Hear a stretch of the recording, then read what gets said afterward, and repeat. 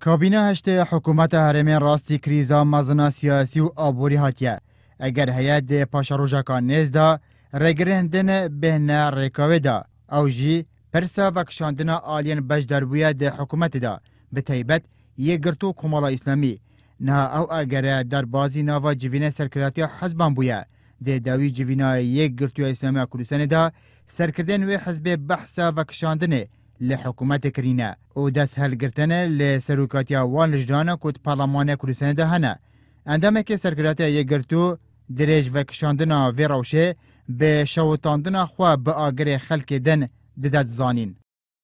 ومانەوەی ئێمەش ئەگەر وەزاکە عیلاج نەبێ ئێمە شەکەوی نەجێر پرسیارە لەبەرەوە سەرکردایەتی لەم دانیشتەی خۆیە بە جددی تاوتوی ئەو مەسەلەیە کرد ئێمە ئەگەر بزانین ئەم بارودۆخە بەرەو خراپتر ئەچێ و بیر لە چارەسەر ناکەنەوە و وەقت ئەکوژن مماطەڵە ئەکەن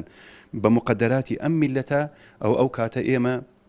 وەکو یەکگرتووی ئیسلامی کوردستان بڕیاری کشانەوە لە حکومەتی هەرێمی کوردستان ئەدەین ئەوەی کە تێکی دا و بە ئەو چاچیکە.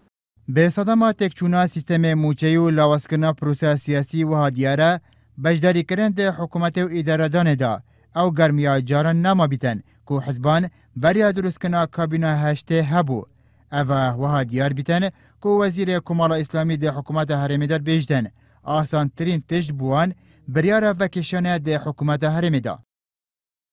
کمال اسلامی جمع تاسیس بریاری کی بوشیمان نیا اما تا استا بجداری لحکومت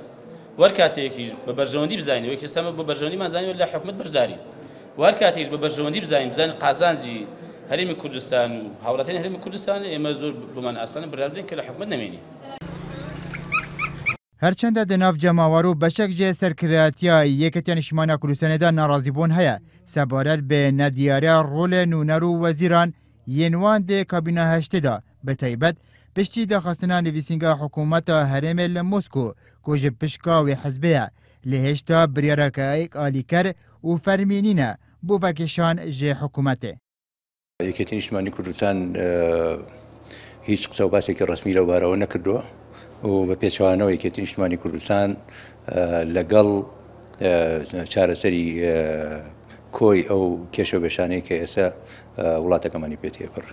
زدباری درج وکشانا روشا رواسیایی ده پروسه سیاسی دا لی پیفدار حکومت هرمه کل سرپشکا پارتیه به امید نبویه جویه که کابینه هشته به وی پیکاته آنها شمنده فراخوا بگهینته ویزگاه داویه.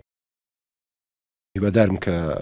نەگاتە ئەو ڕادەیە چکە حکوومەتی هەموو لایەکە و کاتی خۆشی کە لەسەر ئەو بنەمایە بەشداریان کردیە کە بتوانن خزمەتێک بە هاوڵاتیان بکەن بە کارنامەیەکی مشتەرەک دروستکرا لەلایەن حزبە سیاسیەکانەوە کە بتوانن بە باشترین شێوە خزمەت گوزاری پێشکەش بە هاوڵاتەکان کاتی کە حکوومەتە دەست بەکار بوو قەیرانەکانیش دەستی پێکرد واتە ناکرێت هەموو شتەکە بکرێتە خەتای حکوومەت.